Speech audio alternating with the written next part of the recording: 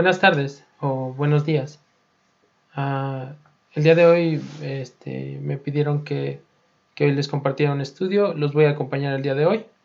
Ah, Vamos a empezar con el quiz y posteriormente vamos a tener un estudio de la autosuficiencia del ser humano. Vamos a ver algunos aspectos y su relación con Dios. Pero ahora vamos a empezar con el quiz. Pregunta número 1. El Nuevo Testamento contiene 27 libros. Verdadero. Son 27 libros en el canon, desde que fue aquel concilio que los concibió como los libros adecuados. El Antiguo Testamento contiene 39 libros. Verdadero. Número 3. La Biblia fue escrita en un periodo aproximado de 1500 años. Verdadero. Número 4. La Biblia fue escrita por 30 diferentes autores. Falso. Aproximadamente fueron 40. Número 5. El Antiguo Testamento contiene 17 libros históricos, incluyendo los 5 primeros. Verdadero. Algunos no consideran los primeros 5 libros como históricos, sino le llaman el Pentateuco y lo tienen como algo diferente, pero es cuestión de algunos como de interpretación. Sin embargo, si contamos los 5 primeros libros, sí son 17. Número 6. Los libros históricos del Nuevo Testamento son 6. No es falso, son 5, que son los Evangelios y el libro de Hechos. Número 7. El Nuevo Testamento contiene 15 cartas o epístolas. Falso, de hecho contiene 21 en total. Número 8. El primer libro que se escribió del Nuevo Testamento fue el Evangelio de Mateo. Es falso, no hay como algo que corrobore eso. Se dice que es Santiago, pero hay como algunas versiones, hay diferentes como versiones acerca de esto. Yo encontré que es Santiago, pero Mateo se escribió creo posterior a eso. Entonces es posible que sea falso, pero habría que confirmar con unas fuentes como más fidedignas y precisas. Número 9. Abraham fue llamado por Jehová aproximadamente en el año 2000 antes de Cristo, y para ese entonces Egipto tenía ya una civilización floreciente de 1000 años. Es correcto, sí es verdadero. Egipto ya tenía una civilización de 1000 años. Y cuando Abraham llegó, pues obviamente ahí empezó como el plan, pero ya Egipto ya existía como un pueblo bastante próspero. Número 10. La Biblia original contenía ya capítulos y versículos. Falso. La persona que hizo eso fue Stephen Langton. Él fue quien empezó a ponerle capítulos y versículos a la Biblia, y según tengo entendido fue alrededor del año 1200 después de Cristo. La Biblia Reina Valera 11. La Biblia Reina Valera, que es la que más se usa en Latinoamérica por los cristianos, fue traducida por un ex monje español llamado Reina Valera. Eso es falso. De hecho, Reina Valera son dos personajes. Uno fue Casiodoro de Reina. Él escribió la Biblia del oso. Le llaman la Biblia del oso porque en la portada tenía un oso, y eso no tenía otra explicación más importante que la casa impresora que la hizo realmente tenía ese emblema para simbolizar pues esa casa impresora. Cipriano de Valera sí fue un monje, pero como tal no fue por él traducida, sino que él corrigió la versión del oso que había hecho Casiodoro de Reina. Pero Cipriano de Valera fue el que la corrigió y la puso en un lenguaje más, yo creo que más contemporáneo para aquel tiempo, porque él fue posterior a Casiodoro de Reina, pero así funcionó. La Biblia originalmente fue escrita en los idiomas hebreo, arameo y griego. Es correcto. De arameo no hay como tanto. Creo que de los tres lenguajes es el que menos se escribió. Hay poquitos pasajes con eso. Hebreo sí hay mucho más, y griego pues casi todo el Nuevo Testamento. Escuché alguna vez que Mateo también se escribió en hebreo, pero habría que constatar esto. Pero la gran mayoría del Nuevo Testamento fue escrito en griego. Bueno, ese es básicamente el quiz. Bien respondida las personas que lo respondieron. Felicidades. Ahora vamos a pasar al estudio. El estudio de hoy se llama la autosuficiencia eliminada, pero antes de eso vamos a orar. Hoy quisiera hacer una petición de oración también en sus casas para pedir por el doctor Gerardo, porque están pasando una circunstancia difícil, así que les pido oración y les pido que pues estén presentes en estos momentos en su vida de la mejor manera, y vamos a orar por él y por el estudio. Señor, te damos la gloria por el día de hoy. Agradecemos tu misericordia y tu bondad y tu cuidado para nuestras vidas. Tú eres un gran Dios, más poderoso de lo que podemos imaginar. Y a veces, aunque los caminos se ven turbios y difíciles, tú tienes el control. Hoy queremos que nos dé sabiduría para entender el estudio, Señor, para apropiarlo en nuestros corazones, Señor, y para que éste mueva interiormente lo que hay dentro de nosotros. Te pedimos que esto cambie y la dependencia hacia ti sea mayor, pues somos conscientes de que sin ti nada podemos hacer. Te pedimos hoy también por el doctor Gerardo y su familia, porque están pasando por momentos pues complicados. Te pedimos que tú los acompañes, que tú pues ayudes en todas las circunstancias, que las cosas salgan de la mejor manera. Tú tienes el control y te pedimos que haya paz en sus corazones y el gozo de que tú estás con ellos. Dales fortaleza en lo que está sucediendo y bendícelos y guárdalos, Señor. Protégelos en todo momento. A lo mismo te pido por todos los demás, Señor, por todos los demás creyentes, y que la fe no falte en estos momentos, Señor. Te damos la gloria y la honra porque eres bueno y para siempre es tu misericordia. En el nombre de tu amado Hijo Jesús. Amén. Bueno, vamos a empezar con un estudio que se llama la autosuficiencia eliminada y vamos a empezar con Juan 15:5. Casi todo el estudio está basado en este versículo. Es un versículo que muchas veces hemos leído, es como muy poderoso por lo que implica para nosotros, pero es bastante profundo. Dice Juan 15:5: Yo soy la vid, vosotros los pámpanos. El que permanece en mí y yo en él, éste lleva mucho fruto, porque separados de mí, nada podéis hacer. Entonces, en cualquier ejercicio espiritual, es necesario buscar el soporte y el apoyo del Espíritu Santo, es decir, de Dios, porque sin él nada podemos hacer. Generalmente, cuando hay una herejía en la iglesia, cuando se presentan ideas equivocadas y ese tipo de circunstancias, la tendencia siempre lleva a deshonrar a Dios y a adular al hombre. Casi siempre es la tendencia. Siempre en cada una de estas se ha buscado la exaltación de la naturaleza humana y menospreciar la soberanía de la gracia divina. En pocas palabras, robarle la gloria a Dios. Y si lo vemos a lo largo de la historia, creo que muchas de las herejías, si no es que todas, caen dentro de esa categoría, de robarle la gloria a Dios y de darle la honra al hombre. Es algo difícil para nosotros porque estamos acostumbrados a llevárnosla, ¿no? A querer el reconocimiento. Sin embargo, con el tiempo el creyente va cambiando y su espíritu va anhelando más que el que sea honrado, pues sea Dios y no nosotros.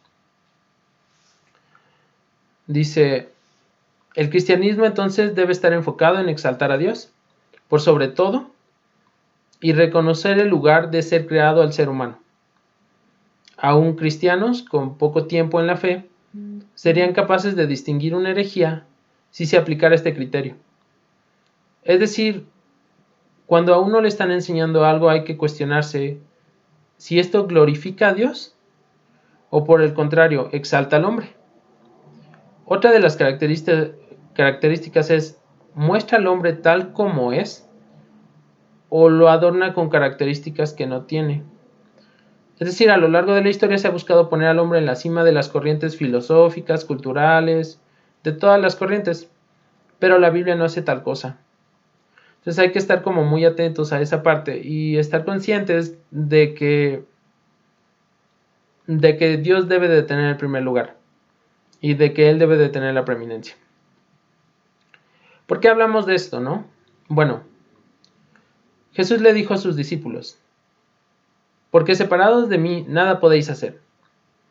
Bueno, podremos ver que no dice porque separados de mí quizá podrán hacer algo, o separados de mí difícilmente lograrán algo, sino que literalmente dice, nada podéis hacer. ¿Pero qué engloba este nada? Bueno, empezaríamos con lo más obvio, grandes prodigios o milagros, actos de piedad inimaginables, de negación propia y de sacrificio. Es decir, uno estaría de acuerdo que sin Dios no se pueden hacer actos enormes como sanaciones, como muchas cosas que anhelamos ver, ¿no? Como milagros, como grandes señales, como actos de abnegación increíbles, como renunciar a la propia vida por causa de las otras personas, como el sacrificio propio, como muchas cosas, ¿no? Que obviamente hablan de una naturaleza celestial, de una naturaleza que proviene de Dios, pero que se ven muy enormes y gigantes. Y sí, sin duda, sin Dios, no se harían o llegarían a hacerse muy posiblemente por las razones incorrectas. Pero increíblemente la palabra nada que se usó en eso, porque separados de mí nada podéis hacer, deja de notar algo más profundo. La palabra es usada para enfatizar o afirmar algo solemnemente, es decir, en el griego la palabra es usada para esto. Entonces, se dice que esta palabra significa de ninguna manera y jamás. Ahora, nada significa que aún los actos más pequeños de gracia no los podemos cometer. Es decir, no solo los actos grandes y vistosos están más allá de nuestro alcance sin Dios, sino que también los más pequeños y menores.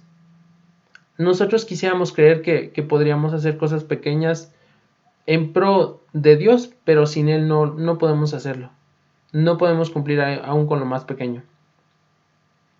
Y es generalmente en estos actos pequeños que descubrimos nuestra debilidad.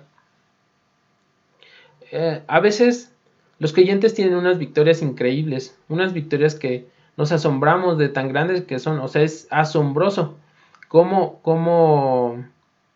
el creyente logra sobrepasar la persecución, logra sobrepasar la muerte de sus seres queridos, logra sobrepasar enfermedades, un sinnúmero de circunstancias. Es realmente asombroso, excede nuestro conocimiento y nuestra capacidad de entendimiento, ¿no? Sin duda es algo sobrenatural. Pero vemos que aún creyentes que han sobrepasado grandes persecuciones, grandes calamidades, grandes cosas y han superado y su fe ha permanecido, pues han menguado y han tenido problemas al momento de tener pequeñas cosas. Y hay ejemplos claros en la Biblia, o sea, estos exceden en la Biblia. Pedro pudo caminar sobre las olas del mar, es decir, tuvo la fe para caminar sobre las olas del mar, llegó con Jesús, algo sin duda sobrenatural, que sin fe no hubiera podido ser posible, pero no pudo soportar el señalamiento de una criada que lo identificaba como seguidor de Jesús. Es decir, caminó sobre el agua, él vio unas señales enormes, dijo, sí, estoy de acuerdo, y sin embargo, después de eso, ya no le fue posible cumplir con eso.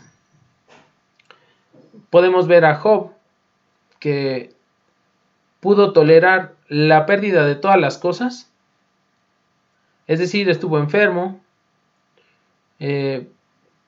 su esposa lo rechazó, la gente, de hecho en el libro dice que hasta le escupía, era motivo de vergüenza, un montón de cosas y él no negó a Jesús, bueno, todavía no estaba Jesús, pero me refiero, no negó a Dios, no renunció a su fe, sino que simplemente permaneció.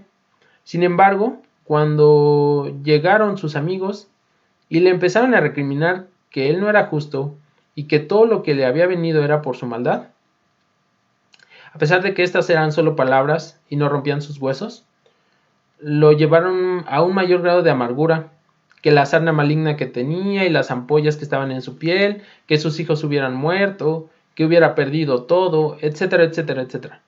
Entonces en este punto él llegó a eso y resultó que fue más pesado que sus amigos le dijeran que él era pues alguien malo y que lo estuvieran como acosando con sus palabras que todo lo demás que pasó. Otro ejemplo muy claro es Jonás.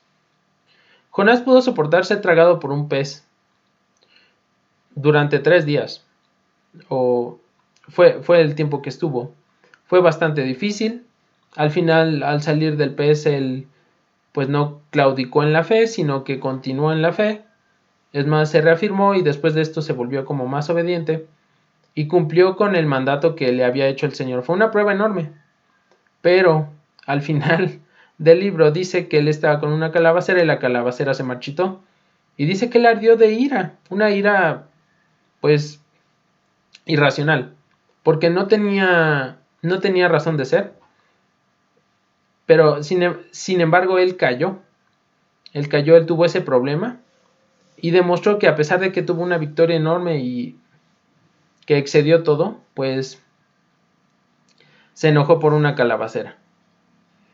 Y es claro que la historia de la iglesia también está marcada por momentos así. Tan solo basta con que nosotros recordemos en nuestra vida el haber pasado una prueba enorme, una prueba que de verdad nos sometió a estrés tremendo, a dificultades grandes, a circunstancias muy difíciles y que nosotros pues no podíamos vencer. Y pruebas como pequeñas, como que alguien se nos hubiera metido en el coche, o sea, se hubiera metido cuando íbamos en el vehículo, o no sé, alguien que nos hubiera robado dinero en la tienda, no sé, alguien que se hubiera metido en la fila, cosas tan sutiles, pero que nos hicieron enojar y molestarnos y despotricar. Bastaría con recordar nuestra propia vida.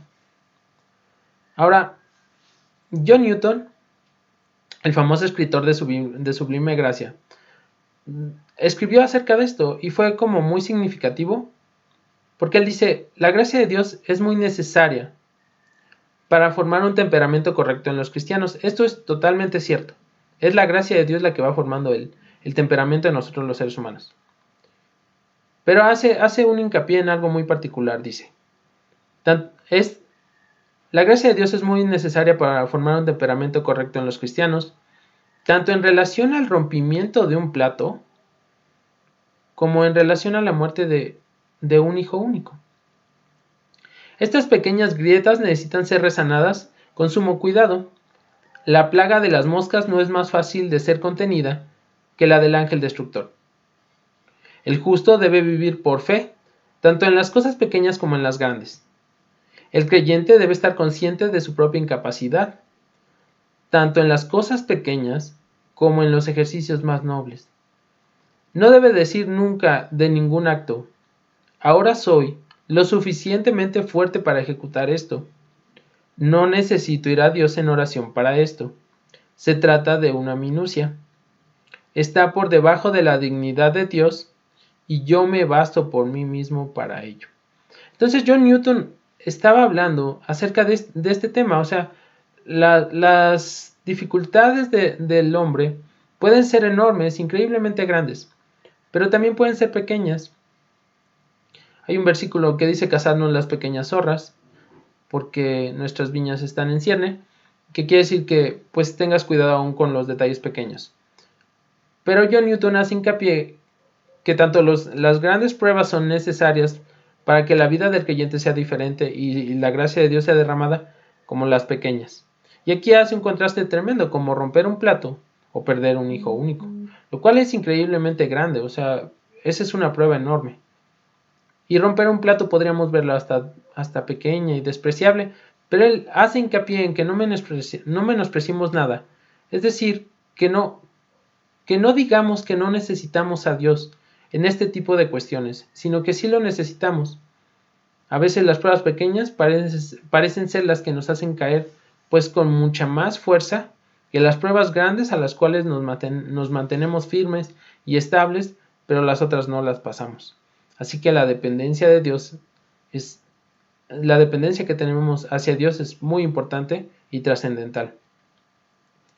Y aquí sin duda es bueno comenzar reconociendo que no hay competencia en nosotros, o sea que no somos competentes para cumplir la ley, ya sea pequeña o grande, ya sean pequeñas circunstancias o grandes circunstancias.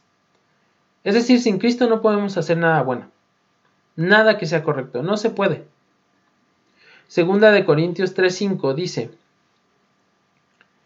no que seamos competentes por nosotros mismos, para pensar algo como de nosotros mismos, sino que nuestra competencia proviene de Dios.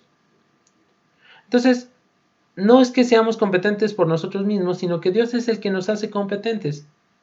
Es muy importante entender esto porque la actitud que tendremos hacia las pruebas y hacia las circunstancias será diferente si somos conscientes de que no tenemos la capacidad ni de cumplir aún lo pequeño.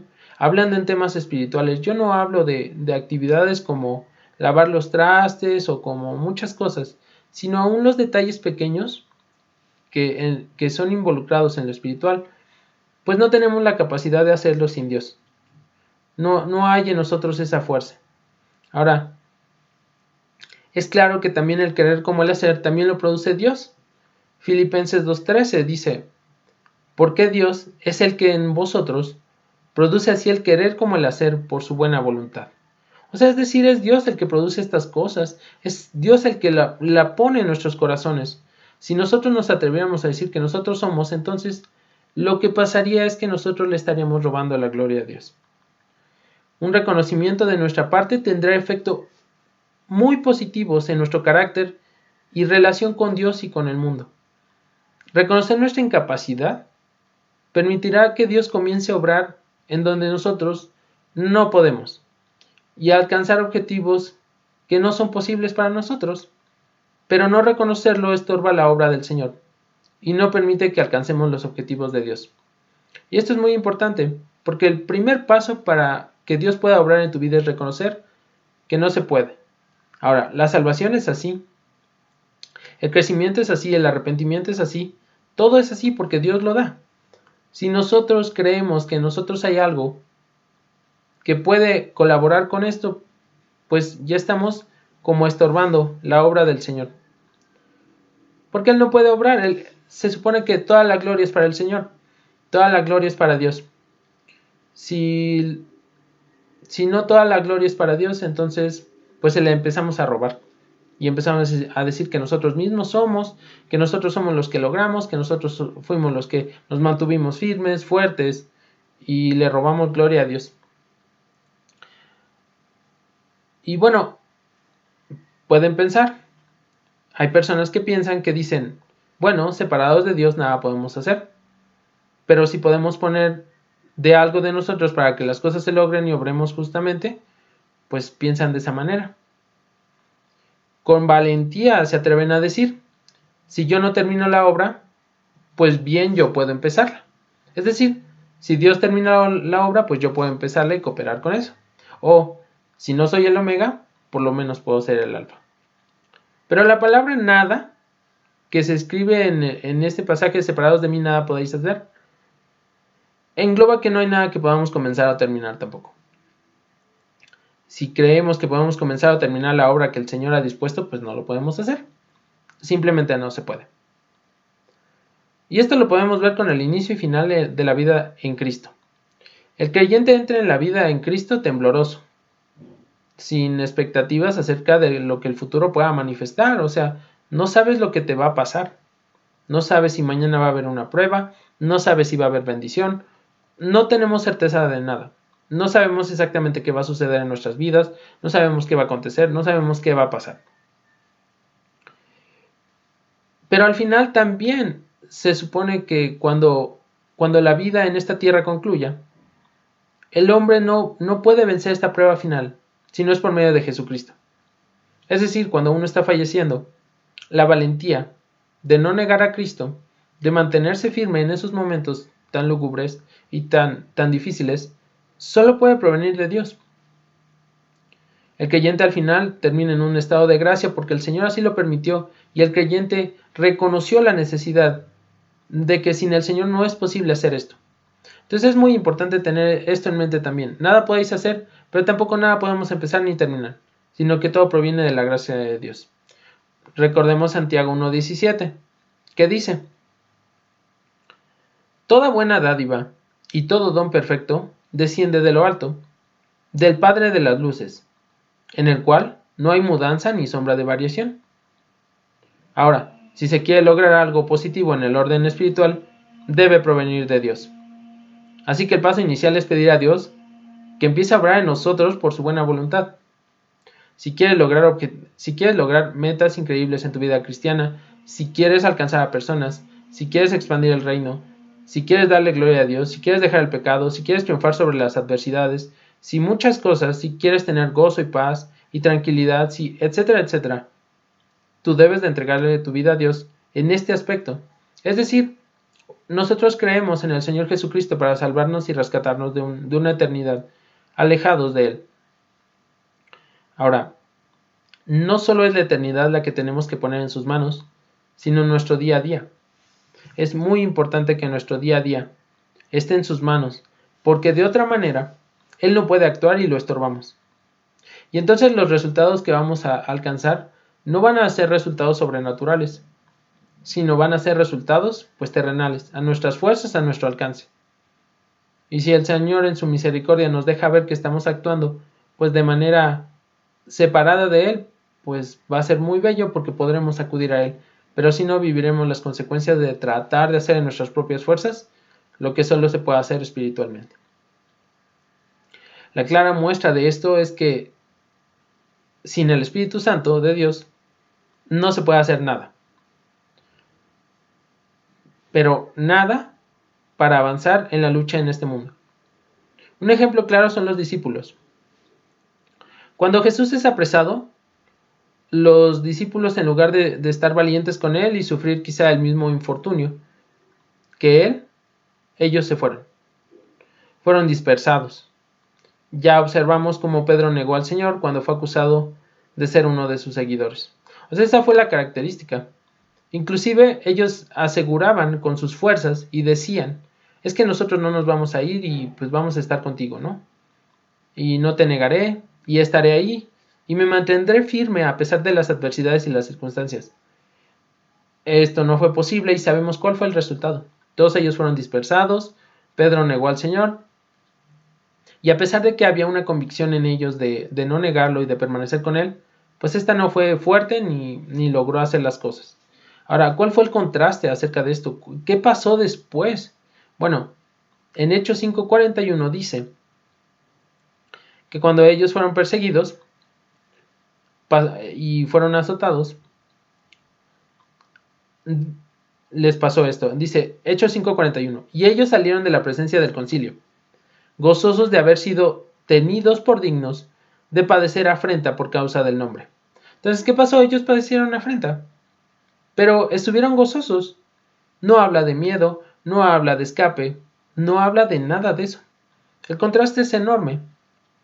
Y la única diferencia fue el Espíritu Santo. ¿Hubieran ellos logrado mantenerse firmes ante tales amenazas? De ninguna manera. Cabe aclarar que fueron valientes en cosas espirituales. Y su actitud no fue de confrontación en estos momentos, sino que fue de aceptación, siempre buscando la gloria de Dios. Y esa es una de las claves. Una de las claves del creyente es que cuando está pasando momentos difíciles, no se trata de sí mismo, sino de la gloria de Dios. A veces pensamos, es que esa persona está sufriendo, es creyente y está pasando por momentos difíciles. Y tiene una actitud pues no del todo correcta. Y para superar esto y para lograr pasar la prueba y que ésta tenga los efectos correctos en nosotros, tenemos que tener la actitud correcta.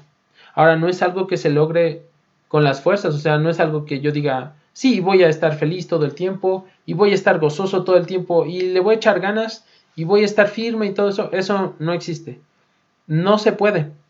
Somos seres humanos, nuestra naturaleza no tiende a eso. Pero si tú acudes con Cristo y dices, bueno, me estás mandando esta prueba, que la gloria sea para ti y permíteme tenerte en mente y que tú seas el primer lugar de tal manera que en esto que yo estoy siendo atribulado tú seas glorificado, entonces la prueba será de alguna manera diferente y las cosas serán como distintas. Es algo increíble eso, pero no es algo que se logre humanamente. Si recordamos cómo nos sentíamos en momentos difíciles, pues creo que sabremos que no habría como muchas palabras que agradecer para el Señor o inclusive podríamos llegar hasta estar enojados con Él, porque eso ha pasado, eso ha sucedido, somos humanos. Entonces lo importante ahí es pedirle al Señor que pasemos la prueba como Él desea, que lo que esté sucediendo tenga el efecto necesario en nuestro corazón y en nuestro interior. No es sencillo, no es fácil, pero reconocerlo hará que el Señor pueda obrar en nosotros y nosotros podamos tener victoria sobre la prueba. No quiere decir que el Señor dará la victoria, más bien sí dará la victoria, pero no quiere decir que las cosas sucederán de la manera que nosotros esperamos, sino que más bien quiere decir que nosotros estaremos con la actitud correcta, glorificaremos a Dios y Dios producirá en nuestro interior las cosas necesarias y correctas para cumplir con su plan y con lo que tiene para nosotros. Recuerden que cada vez que hay una prueba y que cada vez que hay una dificultad o una circunstancia adversa, Dios de alguna manera nos está haciendo como Él. Al momento de las pruebas hay humildad, al momento de las pruebas hay un reconocimiento de la necesidad de Dios, lo cual Jesucristo tenía. Hay sumisión ante Dios.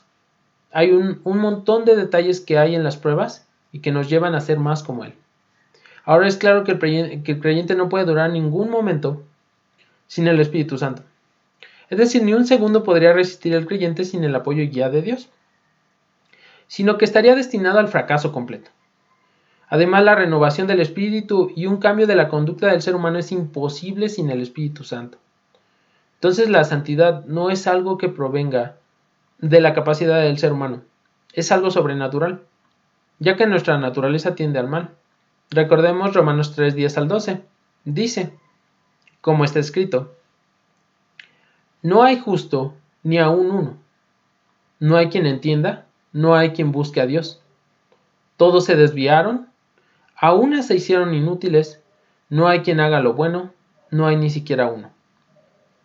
Basta recordar las referencias que hace Isaías a la justicia del ser humano. Ser consciente de la naturaleza permite reconocer la necesidad de un Dios que guíe tu vida para que sea posible ser agradable delante de Él.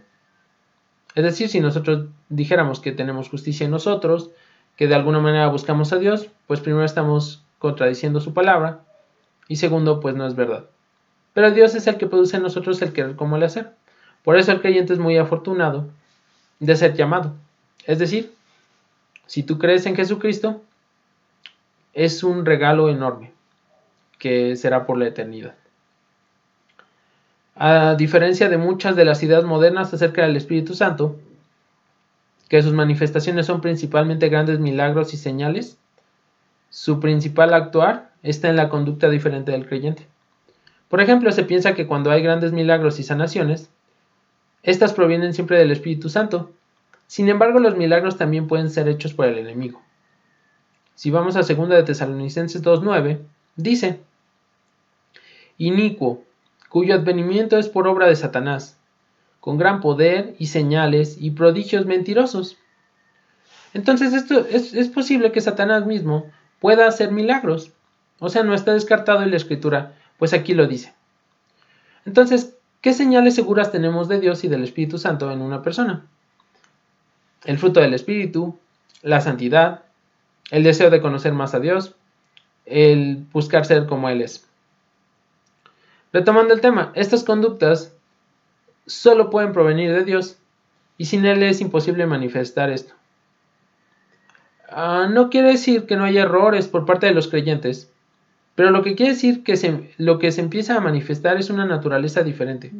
Y esto es muy importante porque a veces pensamos que las grandes señales y los grandes prodigios y muchas cosas así son las señales de Dios. No necesariamente lo son, pueden serlo. Pero algo inconfundible que el enemigo no puede producir, pues es el fruto del Espíritu, la santidad, el conocer más a Dios. Eso solo Dios lo puede producir en las personas. Ahora, eso empieza a cambiar en el interior de la persona y lo empiezas a notar. Ni siquiera es necesario que digas, es que ya estoy cambiando, no es necesario, sino que la gente lo notará. Inclusive tú empezarás a reflejar a Jesucristo en tu vida, lo cual es algo bastante interesante. Entonces, si miramos los mandamientos de Dios, vemos que nuestra naturaleza es como contraria a lo que los mandamientos de Dios establecen. No quiere decir que cometamos todos los pecados o que fallemos de todas las formas establecidas. Cada ser humano tiene diferentes errores y diferentes fallas. Es decir, puede alguien que tenga debilidad por robar, alguien que tenga debilidad por mentir, alguien que tenga debilidad por el orgullo, etcétera, etcétera. No todos tenemos las mismas debilidades. Sin embargo, en estas áreas nosotros aborrecemos a Dios y aborrecemos su ley. Entonces, así que nuestra voluntad nos hace aborrecer esta ley en nuestra condición natural. Es decir, si yo tengo problemas con la mentira y alguien llega y me dice que eres un mentiroso, lo primero que yo voy a hacer es molestarme, lo cual no les aconsejo decirle a alguien y estar amonestando a alguien que no sea creyente, y aún a los creyentes con mucho cuidado. ¿Por qué? Porque no nos toca a nosotros estar amonestando a la gente. Inclusive el hecho de que uno de nosotros amoneste a la gente, ya sea públicamente o secretamente, lo único que producirá será enojo. Es el espíritu quien produce esa convicción, pero eso no quiere decir que no digamos que el mentir sea malo. Pero no tenemos que señalar a las personas, pero sí tenemos que decir que no es correcto y que no es agradable delante del Señor. El espíritu se encargará de lo demás, nosotros no. Pero en nuestra condición natural eso pasará. Es decir, si tú llegas y amonestas a alguien y le dices, es que eres un ladrón, y lo que va a hacer no te va a decir, sí, soy un ladrón, lo siento, lo que va a pasar es que se va a molestar contigo y va a tratar de vituperarte porque le dijiste así. Sin Cristo es nuestra conducta, y si alguien nos señalaba antes de llegar a Cristo este tipo de conductas, pues decíamos, es cierto. O sea, lo soy, pero tú no te metas, o qué te importa, o etcétera, etcétera. Ahora, en Cristo, ¿qué pasa? Hay una nueva naturaleza en nosotros. La naturaleza cambia y empezamos a amar su ley. Empezamos a amar algo celestial, algo diferente. La ley de Dios refleja su naturaleza. Dice el Salmo 119:97. Oh, cuánto amo yo tu ley. Todo el día es ella mi meditación. ¿Qué significa esto? Que ya la ley empieza a ser agradable por medio del Espíritu Santo y por medio de Dios. Antes de eso, la aborrecemos. No quiere decir que aborrezcamos toda, sino aquella que nos confronta. Así que una vez que el Espíritu Santo está en nosotros, amamos su ley y la procuramos. Esto es un cambio de naturaleza imposible sin Dios. Imposible, imposible. Y si lo hacemos, cualquiera que intente seguir la ley sin Cristo caerá en el legalismo o en la propia exaltación. Ahora, un ejemplo de todo esto era Pablo. Él, habiendo hecho cosas tan increíbles, nunca reconoció que había sido su capacidad. Inclusive él reconoce que todo lo tenía y sabía, todo lo que tenía y sabía lo tenía por basura. Vemos Filipenses 3:8, dice, y ciertamente, aún estimo todas las cosas como pérdida, por la excelencia del conocimiento de Cristo Jesús, mi Señor, por amor del cual lo he perdido todo y lo tengo por basura, para ganar a Cristo. Pero aquí Pablo estaba hablando de sus credenciales. Él era fariseo, sabía varios idiomas, era romano, tenía un montón de cosas que lo favorecían, y sin embargo él decía, las desprecio todas por causa de lo que encontré, es decir, el conocimiento de Cristo Jesús y su ley. Ahora dice en 1 Corintios 5:10, pero por la gracia de Dios soy lo que soy. O sea, Pablo reconocía que era la gracia de Dios la que estaba obrando en él, y su gracia no ha sido en vano para conmigo. Antes he trabajado más que todos ellos, pero no yo, sino la gracia de Dios conmigo. Entonces, si piensas que tú estás trabajando mucho para el Señor sin darle el reconocimiento y sin la gracia que Él da, pues o te estás llevando la gloria o no estás llegando a los objetivos que podrías llegar si le entregaras toda tu vida a Jesús. El punto es, ¿quieres hacer cosas extraordinarias para Dios? Entrégale tu vida. Deja que su gracia te transforme. Pero mientras pienses que por ti mismo eres muy bueno, o mientras pensemos eso, o muy elocuente, o que de alguna manera somos especiales, no dejaremos obrar la gracia de Dios en nosotros. Nosotros mismos obstaculizaremos el trabajo de Dios y pues no podremos ser usados adecuadamente. Lo cual es totalmente cierto, porque el poder es de Dios, no nuestro.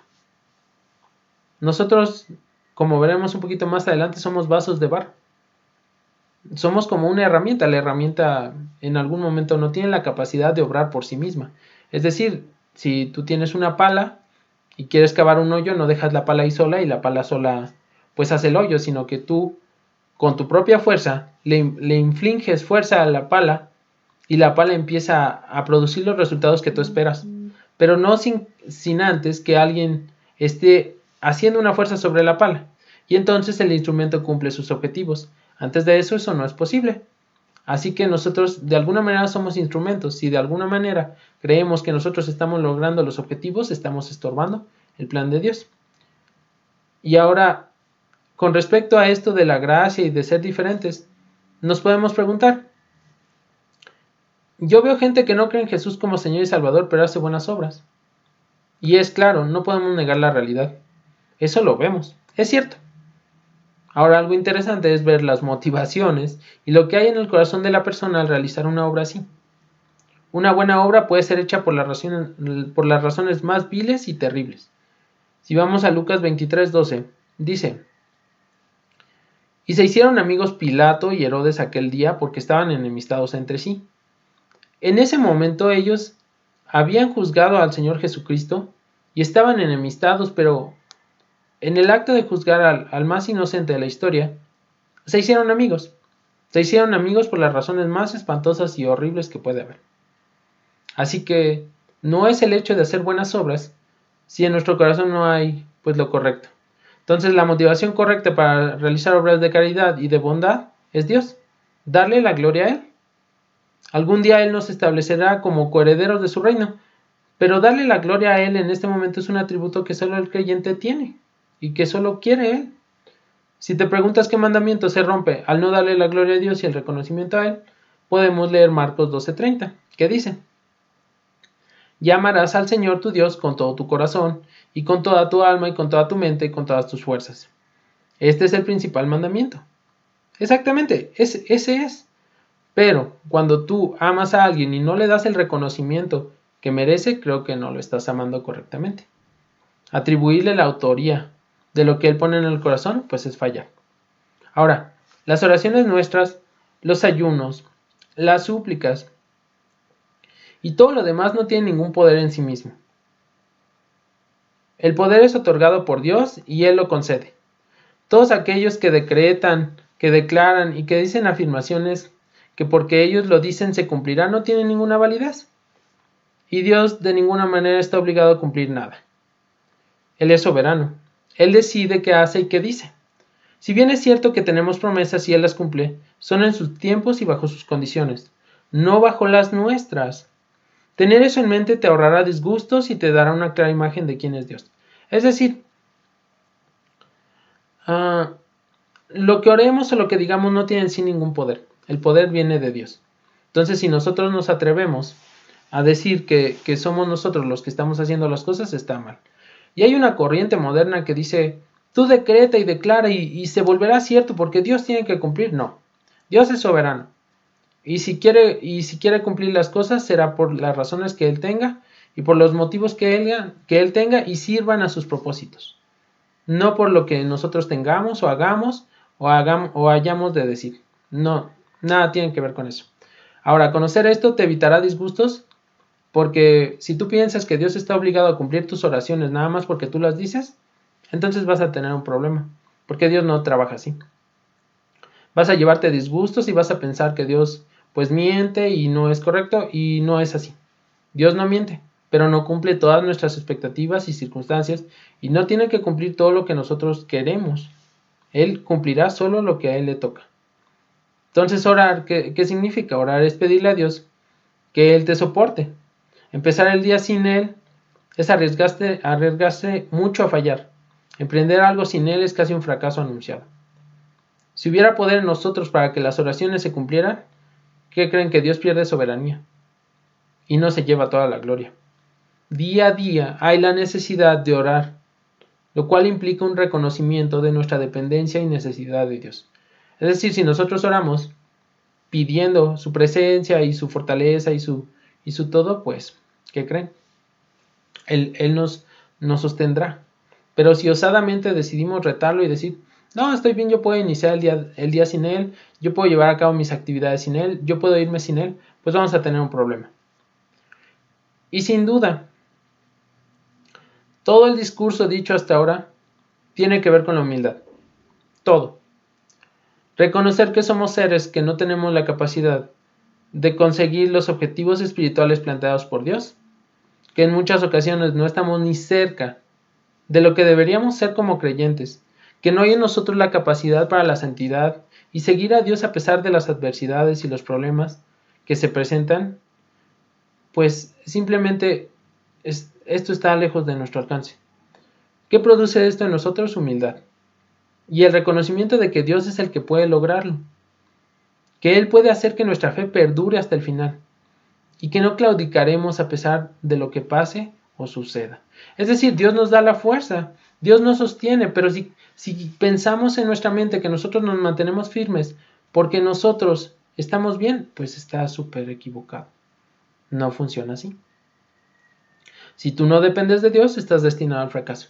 Si tú piensas que en tus propias fuerzas lo vas a lograr, estamos destinados al fracaso. ¿Por qué? Porque es Dios el que da las fuerzas. Es Dios el que sostiene, ya sea en lo enorme o en lo pequeño. Si decidimos confiar en nuestra propia fuerza, en nuestra propia vigilancia, en nosotros mismos solamente, estamos destinados al fracaso. Y lo que va a pasar va a ser lamentable. El Señor te va a dejar ver tu vulnerabilidad para que te vuelvas a Él y digas, verdaderamente te necesito porque ni en lo pequeño soy justo.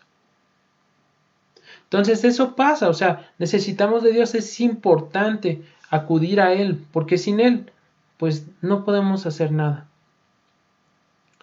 Ahora, les había mencionado que somos como vasos de barro. Este es un pasaje muy popular que está en 2 de Corintios 4, 7 al 9, que dice, pero tenemos este tesoro en vasos de barro, para que la excelencia del poder sea de Dios y no de nosotros, que estamos atribulados en todo, sí, mas no angustiados, en apuros, mas no desesperados, perseguidos, mas no desamparados, derribados, pero no destruidos.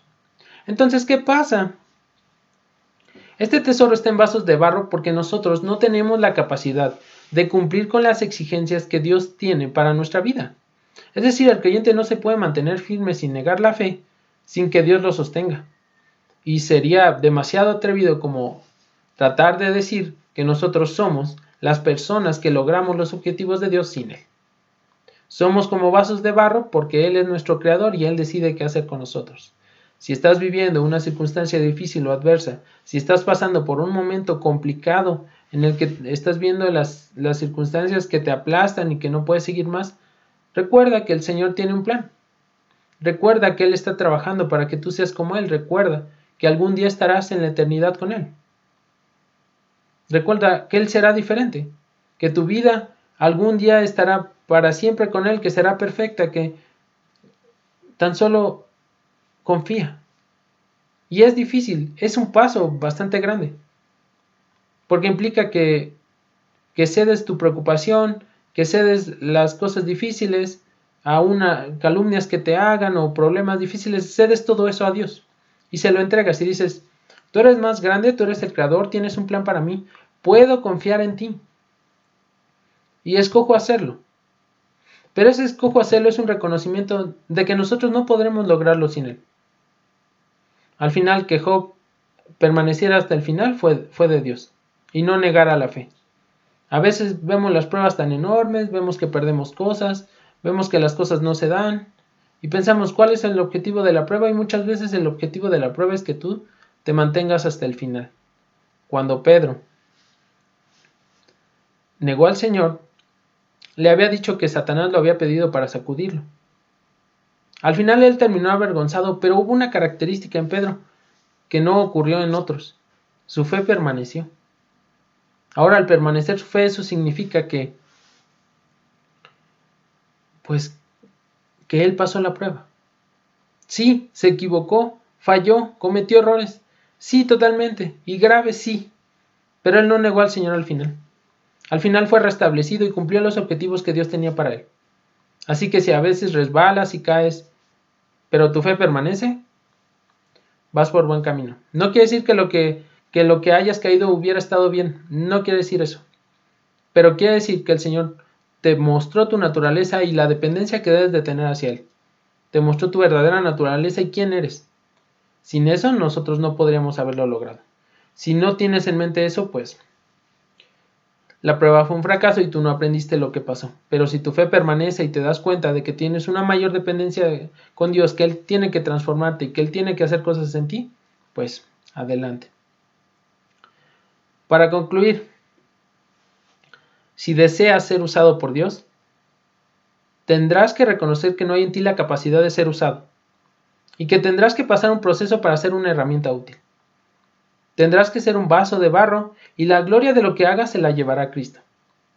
Pero será el inicio de algo increíble.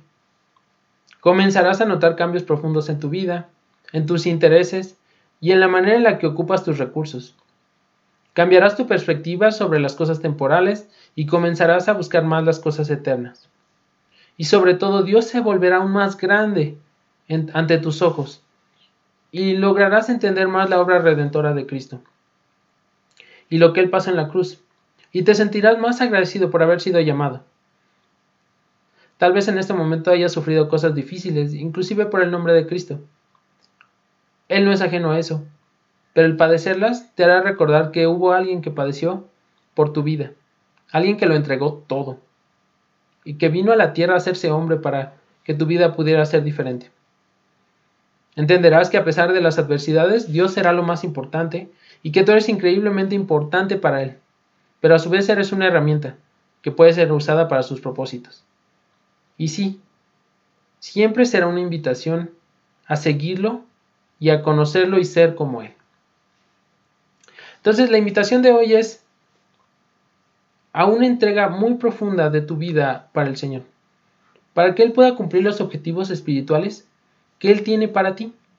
Sería grandioso que cuando llegaras a su presencia, Él te dijera: bien, buen siervo y fiel, sobre poco has sido fiel, sobre mucho te pondré. A veces ponemos en vista las cosas terrenales y las cosas que vemos y las que podemos palpar y la prosperidad y muchas cosas, pero a la luz de lo eterno eso palidece. Sí, la vida es interesante y tiene muchas cosas increíbles, pero allá estaremos por toda la eternidad.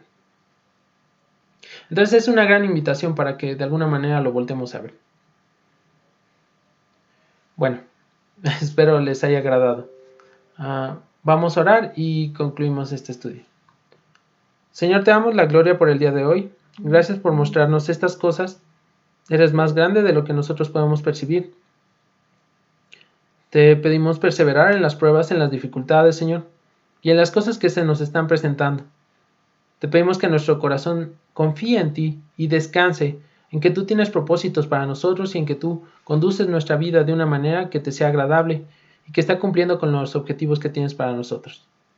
Señor, que nuestro corazón te ame más cada día, que estemos más cerca de ti y guárdanos en estos tiempos que están sumamente complicados. Que tu presencia nos acompañe, nos guíe y que tú seas nuestra fortaleza siempre, Señor, y nuestra entereza. A ti te entregamos todo y te damos la gloria y permanecemos en ti. Y todo esto te lo pedimos porque tú eres grande, más grande de lo que podemos entender. En el nombre de tu amado Hijo Jesús. Amén.